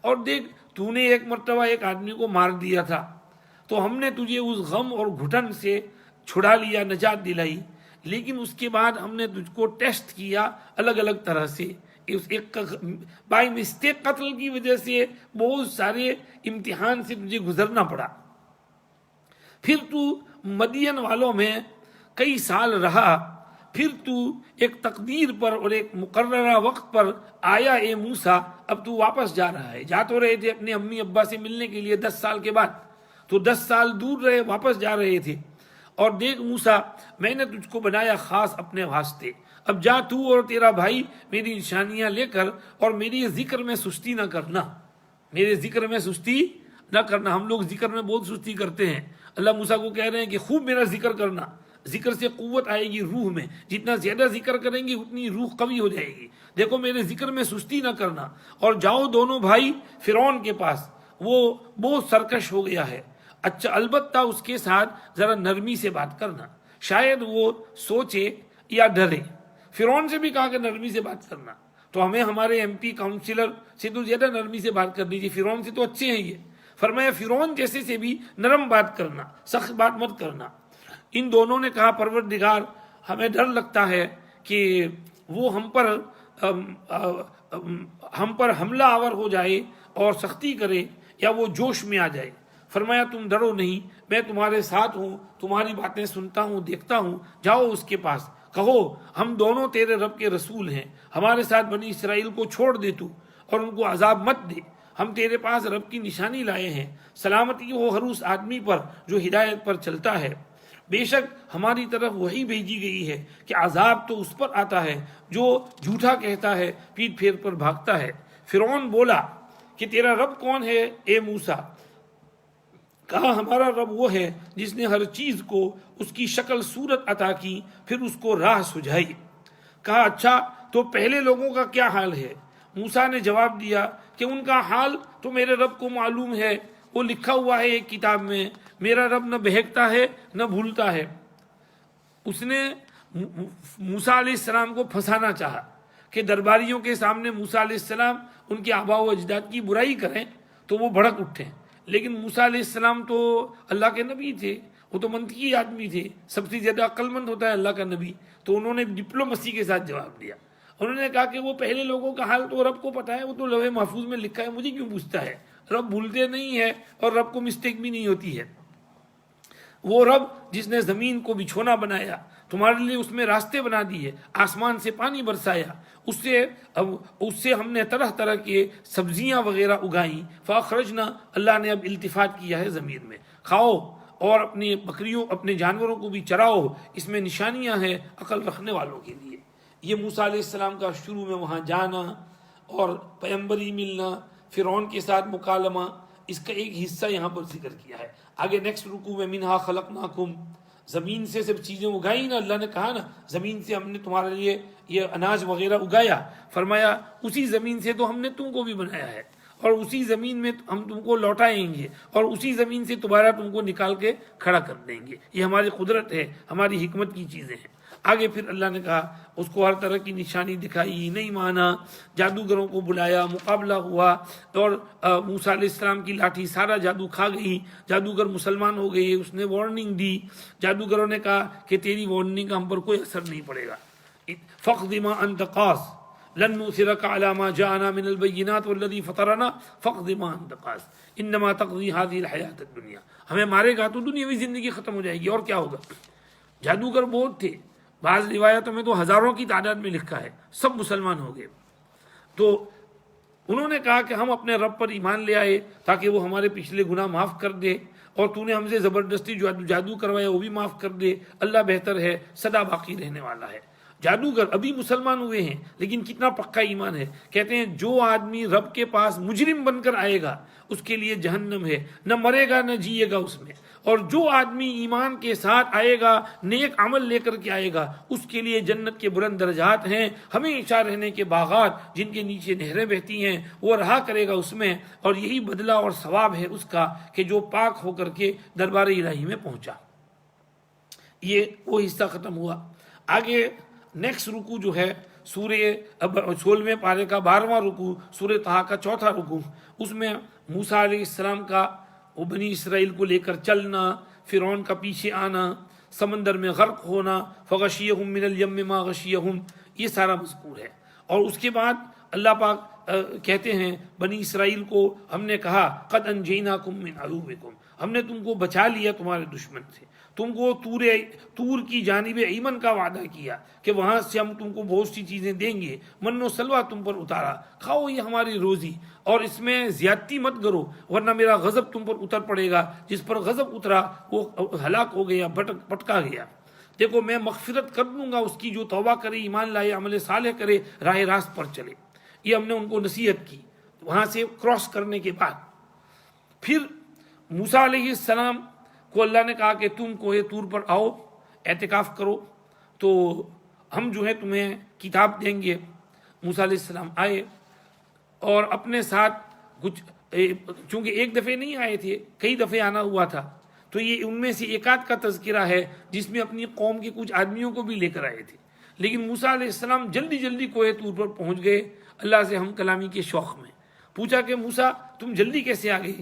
وہ میری قوم کے ساتھی جو آئے ہیں وہ میرے پیچھے ہی آ رہے ہیں، میں جلدی آ گیا تاکہ آپ خوش ہو جائیں۔ وَعَجِلْتُ إِلَيْكَ رَبِّي لِتَرْضَىٰ۔ ہاں، مصر میں ایک خاتون تھی، کتنا ہی کام میں بزی ہو لیکن جہاں اذان ہو تو وہ فوراً اٹھ کھڑی ہوتی تھی سارا کام چھوڑ کر اور نماز شروع کر دیتی تھی۔ کوئی اس کو پوچھتا کہ تم ایسا کیوں کرتی ہو تو وہ کہتی تھی، یہ آیت پڑھتی تھی، وَعَجِلْتُ إِلَيْكَ رَبِّي لِتَرْضَىٰ، کہ میں اس لیے جلدی کرتی ہوں اپنی نماز میں تاکہ میرے رب راضی ہو جائیں، تو جلدی جلدی نماز پڑھ لیتی ہوں۔ تو ایک دفعہ جو ہے ایسا ہی گھر میں کچھ شادی بیاہ کا موقع تھا اور پتہ نہیں کہ لمبا چوڑا سب کچھ ہے ہوگا، تو اتنے میں اذان ہوئی تو یہ فوراً اٹھ کھڑی ہوئی ساری لڑکیوں کے بیچ سے اور بھاگم بھاگی میں جلدی جلدی وضو کیا۔ لوگوں نے کہا بھائی نماز بعد میں پڑھ لینا، ابھی یہ کام ہے وہ کام ہے فلاں کام ہے۔ کہا نا نماز ہے اس میں دیری نہیں کروں گی۔ اللہ کا کرنا کہ وضو کیا، نماز شروع کی، سجدے میں گئی اور روح پرواز ہو گئی اس کی۔ شاید ہو گیا کچھ اس کو، کبھی بعض مرتبہ ہوتی ہے نا تکلیف ہوتی ہے، ڈائبٹیز یا سانس پھولنا ایسا کچھ، تو وہ جلدی جلدی بھاگم بھاگی اور بزی بھی بہت تھی، سوئی بھی نہیں ہوں گی بیچاری، شادی میں ایسا ہوتا ہے، ٹینشن بھی بہت ہوگا، تو اس بیچاری نے جلدی جلدی وضو کیا، نماز شروع کی، ہانپتے ہوئے سجدے میں گئی اور سجدے میں ہی دم توڑ دیا اس نے۔ یہ وَعَجِلْتُ إِلَيْكَ رَبِّي لِتَرْضَىٰ، کہ نماز جلدی پڑھو، رب کو خوش کرنے کی کوشش کرو۔ کیسی پیاری موت تو آنے ہی والی تھی لیکن سجدے میں موت آئی، اس کی نماز میں موت آئی۔ تو یہ ہے کہ نماز میں نیک عمل میں دیری نہیں کرنی چاہیے۔ آگے اللہ نے فرمایا کہ موسیٰ تیرے پیچھے تیری قوم کو ہم نے امتحان میں ڈال دیا ہے، سامری نے ان کو بھٹکا دیا ہے۔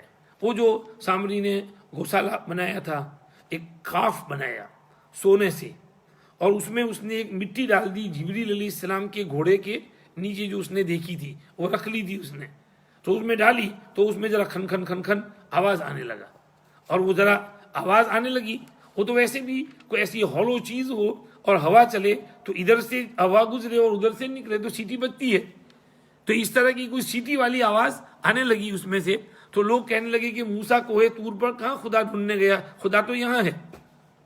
اللہ موسیٰ علیہ السلام کو بہت غصہ آیا، واپس آئے، اور ہارون علیہ السلام پہلے تو غضبناک ہو گئے، ارے ہارون میں نے ان کو بولا تھا ان کو سنبھالنا، اللہ تاخذ بلحیتی ولا برأسی، آپ میری داڑھی پکڑ رہے ہیں، سر پکڑ رہے ہیں، پلیز مجھے چھوڑو، سب کے سامنے مجھے رسوا نہ کرو، سب بنی اسرائیل میری ہنسی کر رہے ہیں۔ کہا کہ میں نے ان کو بولا تھا ان کو سنبھالو، میں نے ان کو کہا لیکن وہ نہیں مانا انہوں نے، میں کیا کروں، مجھے اوور پاور کر دیا۔ موسیٰ علیہ السلام تو جلالی تھے لیکن ہارون علیہ السلام سافٹ تھے، سافٹ آدمی کو اوور پاور کر لیتے ہیں، تو انہوں نے بہت کہا لیکن مانا ہی نہیں، وہ سامری کے پیچھے ہو لیے۔ موسیٰ علیہ السلام آئے جلال میں آ کے سب کو ٹھیک کیا، اور سامری کو بھی کہا تم نکل یہاں سے، اور فما خطبک یا سامری قال بصرت بما لم يبصروا به فقبضت قبضة من اثر الرسول فنبذتها كذلك قال فاذهب فان لك في الحياه ان تقول لا مساج، نکل یہاں سے، جنگل میں بھگا دیا، اور اس کی زندگی ایسی ہی اکیلی وہاں گزر گئی اس حرکت کی وجہ سے۔ تو اللہ پاک نے یہ پورا قصہ اس کا بیان کیا، اور اخیر میں پھر اللہ نے کہا انما الہکم اللہ الذی لا الہ الا هو وسع کل شیء علما، خدا ایک ہے، اس کا علم ہر چیز کو محیط ہے۔ آگے کذالک نقص علیک من انباء ما قد سبق، اتنا بہترین قصہ سارا سنایا ہم نے، اسی طرح ہم پہلوں کے قصے سناتے ہیں۔ وقد آتیناک من لدنا ذکرا، نصیحت تو آ چکی ہے تمہارے پاس۔ من اعرض عنہ، جو اس سے اعراض کرے گا قیامت کے دن بوجھ اٹھا کر لائے گا، رہے گا اسی میں ہمیشہ، اور بہت برا بوجھ ہوگا اس دن اس کا، سور پھونکیں گے مجرم لوگ، وہاں پر آئیں گے نیلی آنکھوں کے ساتھ، پھس پھس کر رہے ہوں گے ہم تو دنیا میں صرف 10 دن رہے ہیں، لیکن ان میں جو سمجھدار ہوگا کہ 10 دن نہیں ایک ہی دن رہے ہیں، پوری زندگی ایک دن جیسی لگے گی۔ اس لیے اس دن سے کا خیال رکھو، اس کو یاد رکھو۔ لوگ تم سے پوچھتے ہیں پہاڑوں کے بارے میں، کہو رب ان کو بھی بکھیر دے گا، اڑا کر جب سور پھونکا جائے گا تو یہ بھی ریزے ریزے ہو جائیں گے، ہمالیہ پہاڑ بھی چھوڑ دے گا ان کو صاف میدان بنا کر، اس میں کوئی چڑھائی نہیں ہوگی، ٹیلا نہیں ہوگا۔ اس دن جب سور پھونکا جائے گا اور دوبارہ کھڑے ہوں گے تو پکارنے والے کی آواز کو فالو کریں گے لوگ، ادھر جاؤ تو اسی ڈائریکشن میں جا رہے ہوں گے، وہ آواز ٹیڑھی نہیں ہوگی، سب کو ایک جگہ جمع کرے گی، ساری آوازیں رحمان کے سامنے دبی ہوں گی، نہیں سنو گے مگر خسخسی آواز۔ میدان حشر میں جب سب آئیں گے اللہ کے سامنے کھڑے ہوں گے میدان حشر میں تو سب کانپ رہے ہوں گے، کوئی چیخ پکار نہیں رہا ہوگا، آواز ہی نہیں نکلے گی، جب آدمی بہت ڈرا ہوا ہو تو کچھ بول ہی نہیں سکتا، یہ کیفیت ہوگی۔ فلا تسمعوا الا ہمسا، کسی کی سفارش بھی نہیں چلے گی، اور مگر جس کو رحمان اجازت دے اور اس کی بات پسند کرے، رحمان کو پتہ ہے ان کے آگے کیا ہے پیچھے کیا ہے، وہ رحمان کی بات کو نہیں گھیر سکتے، اور سارے چہرے اس دن حی و قیوم کے سامنے جھکے ہوئے ہوں گے، سب جھکے ہوئے ہوں گے۔ ہاں، اور جو ظلم اٹھا کر لایا ہوگا وہ تو اس کا کام خراب ہو گیا، فیل ہو گیا، کسی نے کسی پر ظلم کیا ہوگا، جانی ظلم، مالی ظلم، عزت کا ظلم، کسی کا مال کھایا ہوگا، بے عزتی کی ہوگی، مارا پیٹا ہوگا، خون نکالا ہوگا، قتل کیا ہوگا، ایسوں کی تو خیر بگڑ جائے گی، اس دن خرابی ہو گئی ان کی جنہوں نے ظلم اٹھایا ہے۔ ہاں، جو نیک عمل کر کے آئے ہوئیں گے، مومن ہوں گے، ان کو اللہ کی طرف سے ظلم کا خطرہ بھی نہیں ہوگا، نقصان کا بھی خطرہ نہیں ہوگا۔ دیکھو یہ قرآن عربی زبان کا ہم نے اسی طرح اتارا ہے، اس میں طرح طرح کی وعیدیں ہم نے پھیر پھیر کر کے گھما پھرا کر سنا دی ہیں تاکہ لوگ پرہیزگار بن جائیں اور ان کے دل میں کچھ سوچ پیدا ہو جائے۔ برتر ہے وہ، بلند ہے وہ خدا جو بادشاہ ہے اور حقیقی بادشاہ ہے۔ سنیے یہ قرآن جلدی جلدی پڑھ کر مت سنا، اس قرآن میں جلدی جلدی مت کیجیے اس کے لینے کے لیے، اس سے پہلے کہ اس کا اترنا اور وحی بند ہو، یعنی اس میں جلدی نہ کیجیے، پڑھیے نہیں اس کے ساتھ، جب وحی اتر رہی ہو تو اطمینان سے بیٹھے رہیے، وہ وحی قلب پر اتر جائے گی اور محفوظ بھی ہو جائے گی، اور دعا مانگیے رب زدنی علما، پروردگار میرے علم میں اضافہ کیجیے۔ ہمیں بھی دعا، جب پیغمبر کو کہا جائے رب زدنی علما کہو تو ہم کو تو یہ دعا روز پڑھنی چاہیے، ربنا زدنا علما ورزقنا فہما، اللہ ہم سب کے علم میں اضافہ فرمائے۔ آگے اللہ پاک نے آدم علیہ السلام کا ذرا تذکرہ کیا، وَلَقَدْ عَهِدْنَا إِلَىٰ آدَمَ مِن قَبْلُ فَنَسِيَ وَلَمْ نَجِدْ لَهُ عَزْمًا. ہاں کچھ آدم علیہ السلام کا حال بھی سن لو. ہم نے اس سے پہلے ان سے ایک تاکید کی تھی لیکن وہ بھول گئے اور ان میں وہ بہت بڑی ہمت اور حوصلہ ہم نے نہیں پایا، تو اسی لیے اولو العزم پیغمبر میں وہ شمار نہیں ہوئے. ان کی ایک مسٹیک ہو گئی، سلپ ہو گئی وہ. پھر ہم نے ان کا حال سناتے ہیں. فرشتوں سے کہا سجدہ کرو، سجدہ کیا سوائے ابلیس کے. ہم نے کہا آدم ابلیس تیرا دشمن ہے، تیری بیوی کا دشمن ہے، کہیں جنت سے نکال نہ دے ورنہ تم تکلیف میں پڑ جاؤ گے، مشقت میں پڑ جاؤ گے. تمہاری یہاں اجازت ہے کہ بھوک بھی نہیں لگے گی، ننگے بھی نہیں ہوں گے، اور تم یہاں پر پیاس بھی نہیں لگے گی اور دھوپ میں بھی نہیں ہٹا دیے جاؤ گے. شیطان نے وسوسہ ڈالا، آدم تم کو ہمیشگی والا درخت بتاؤں اور ہمیشہ کی بادشاہت جو کبھی پرانی نہیں ہوگی، اس درخت کو کھا لو. انہوں نے کھا لیا، ان کا ستر کھل گیا اور جنت کے پتوں سے اپنا ستر چھپانے لگے. آدم نے اپنا رب کا حکم ٹالا اور راہ سے بہک گئی. یہ عصا کا ترجمہ یہاں کیا ہے حکم ٹالا، اور غوا کا ترجمہ کیا ہے بہک گئی. پھر رب نے ان کو نواز دیا اور توبہ قبول کی اور راہ راست پر لے آئے. کہا جاؤ دونوں نیچے، تم میں سے ایک دوسرے کے دشمن رہو گے اب ابلیس کے ساتھ. پھر جس کے پاس ہدایت آئی اور ہدایت فالو کی وہ بہکے گا بھی نہیں اور تکلیف میں بھی نہیں پڑے گا. جو میری یاد سے اعراض کرے گا تو اس کے لیے تنگی والا گزران ہوگا. اس کو قیامت کے دن اندھا بنا کر کے لائیں گے، کہے گا مجھے اندھا کیوں حشر کیا حالانکہ میں تو دیکھتا تھا. فرمایا اسی طرح تیرے پاس میری باتیں آئی تھیں، تو نے بھلا دی تھیں، آج تجھے بھی بھلا دیا جائے گا. اس میں ایک تو تفسیر وہی ہے کہ جو دل کا اندھا ہوگا وہ وہاں اندھا، مگر اس میں یہ بھی شامل ہے، بعض روایت سے سمجھ میں آتا ہے کہ جو حافظ بنا پھر قرآن بھول گیا، بھلا دیا، یاد نہیں رکھا اس نے، تو قیامت کے دن اندھا ہو کر کے آئے گا. اللہ حفاظت کرے اور جو پارے حفظ کیے ہوں ان کو پکا کر لینے کی توفیق عطا فرمائے. جتنی صورتیں یاد کی تھی دوبارہ یاد کر کے پکا کر لینے کی توفیق عطا فرمائے. تو یہ بھی اس میں شامل ہے. آگے پھر کچھ نصیحتیں کرتے ہوئے اللہ پاک نے اخیر میں حضور اکرم صلی اللہ علیہ وسلم کو نصیحت کی، فاصبر علی ما یقولون، صبر سے کام لو اور رب کی تسبیح پڑھو. سورج ڈوبنے سے اور نکلنے سے پہلے رات کے اوقات میں بھی کچھ تسبیح پڑھو، دن کے اوقات میں بھی کچھ تسبیح پڑھو تاکہ رب خوش ہو جائیں. اور دیکھو اپنی نگاہ اٹھا کر مت دیکھنا ان چیزوں کی طرف جو ہم نے ان کو طرح طرح سے فائدہ اٹھانے کے لیے دی ہیں. یہ دنیا کی رونق کے لیے ہیں، ہم ان کو چیک کرنا اور ٹیسٹ کرنا چاہتے ہیں. رب کی روزی بہتر ہے، زیادہ باقی رہنے والی ہے، تو اس کی طرف دھیان دینا. اور آگے پھر وہی بات جو اسماعیل علیہ السلام کے لیے کہی تھی کہ اپنے گھر والوں کو نماز کا حکم دو اور خود بھی اس پر جمے رہو. ہم تم سے روزی نہیں مانگتے، روزی تو ہم تم کو کھلائیں گے، اور اچھا انجام تقوی والوں کا، تقوی کا ہوگا. لوگ کہتے ہیں کہ رب سے کوئی نشانی کیوں نہیں لاتے؟ ارے یہ ان کو یہ نشانی نہیں پہنچی جو اگلی کتابوں میں ہے. اگلی کتابوں میں جو مضمون تھا وہی اس قرآن میں ہے. یہ نشانی نہیں ہے کہ یہ رب کی طرف سے ہے. اور اگر ہم ہلاک کر دیں ان کو کسی آفت میں اس سے پہلے تو کہیں گے ارے رب رسول کیوں نہیں بھیجا، ہم تیری باتوں کی فالو کرتے اس سے پہلے کہ ہم ذلیل ہوں یا رسوا ہوں. کہہ دیجئے سب لوگ راہ دیکھ رہے ہیں، ویٹ کر رہے ہیں، تم بھی راہ دیکھو، تمہیں پتہ چل جائے گا کون سیدھی رستہ والا ہے اور کس نے راہ پائی. یہ نصیحت کر دی، وارننگ اخیر میں سنا دی. پیاری نصیحت اخیر میں، آخری نصیحتیں بہت پیاری ہیں. صبر کی بھی تاکید ہے، تسبیح کا حکم ہے، حب دنیا سے بچنے پرہیز کرنے کا حکم ہے. کسی کے پاس دولت ہو، ملینئر ہو، تو لالچ کی نگاہ سے اس کو مت دیکھنا. یہ تو دنیاوی ساز و سامان کے لیے ہے، اور جو کام کرنے کا ہے وہ کیا ہے؟ نماز پڑھو اور اپنے گھر والوں کو نماز پڑھاؤ. روزی اللہ دیں گے، اللہ کو تمہاری روزی نہیں چاہیے، تم کو اللہ روزی دیں گے، اور اچھا انجام تقوی والوں کا ہوگا. اسی لیے اگر رزق میں اضافہ چاہتے ہیں تو نماز کی پابندی کرو.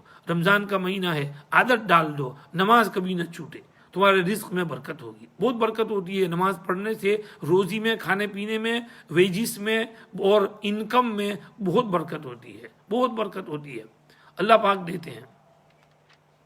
بہت ایک آدمی بیچارہ بہت ضرورت مند تھا، اب اس کے قرض دینے کا وقت آ گیا اور اس کے پاس پیسے نہیں تھے. تاریخ آ گئی، کیا کرے؟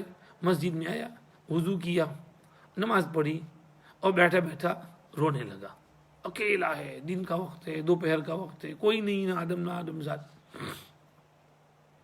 ایک دوسرا آدمی امیر مسجد کے پاس سے گزر رہا تھا، اس کو خیال آیا کہ چلو میں مسجد میں جاتا ہوں، ذرا جلدی تو ہے نہیں، 2 رکعت نماز پڑھ لیتا ہوں۔ وہ اندر گیا، وضو کیا، 2 رکعت نماز پڑھی، اس نے دیکھا کہ کونے میں ایک آدمی بہت رو رہا ہے، تو وہ نماز سے فارغ اس کے پاس آیا، اس کہ بھائی خیر تو ہے، کیا ہے تمہارا، کوئی تکلیف ہے، کوئی انتقال ہو گیا، کوئی موت میت ہو گئی تمہارے گھر میں؟ کہا نہیں ایسا تو کچھ نہیں ہو، تو پھر کیوں تم رو رہے ہو؟ کہا فلاں آدمی کے مجھ پر 10,000 کا قرض ہے اور آج اس کے دینے کی تاریخ ہے، وہ لینے آئے گا اور میرے پاس ہے نہیں، تو میں یہاں آیا کہ اللہ کے حضور میں روؤں دھوؤں۔ تو کہنے لگا شاید اللہ نے مجھے تیرے لیے ہی مسجد میں بھیجا ہے، چل میں یہ تجھ کو 10,000 دیتا ہوں۔ اور اس کو لے گیا، 10,000 دیے، پھر اپنا کارڈ دیا کہ یہ میرا کارڈ لے جا اور تجھے جب بھی ضرورت پڑے تو اس پر فون کر دینا اور میں تیری مدد کروں گا۔ اس نے کہا نہیں، آپ نے 10,000 میرے قرض کی دے دیے، شکریہ، لیکن کارڈ نہیں چاہیے۔ ہاں کیوں نہیں چاہیے؟ اس لیے کہ وہ اگر میں نے کارڈ لے لیا تو جس نے آپ کو مسجد میں میرے پاس بھیجا تھا وہ ناراض ہو جائے گا کہ مجھے چھوڑ کر دوسرے کا کارڈ کیوں لیا، میرے پاس تو نماز والا کارڈ ہے، تو مجھے جب ضرورت پڑے گی تو نماز والا کارڈ استعمال کروں گا۔ تو یہ ہے کہ رزق تو ہم نے ذمہ داری لی، ہم تمہاری مدد کریں گے، فکر کیوں کرتے ہو؟ تو اس کو کہا نحن نرزقک والعاقبۃ للمتقین، شرط یہ کہ نماز برابر پڑھو، نماز ٹائم پر پڑھو، قضا مت کرو، خشوع خضوع سے پڑھو، پاکی صفائی کے ساتھ پڑھو، اللہ سے مانگو، اللہ دیں گے۔ آگے پھر بعد مضمون پڑھو۔ پھر اس کے بعد سورۃ الانبیاء ہے، اس کو ہم کل پڑھیں گے اگر اللہ نے چاہا، بہت دیر ہو گئی ہے۔ اللہ پاک ہم کو قرآن شریف پڑھنے سمجھنے کی توفیق عطا فرمائے، ہم سے راضی ہو جائے۔ وآخر دعوانا ان الحمدللہ رب العالمین، صلی اللہ وسلم علی سیدنا محمد وآلہ وصحبہ اجمعین برحمتک یا ارحم الراحمین۔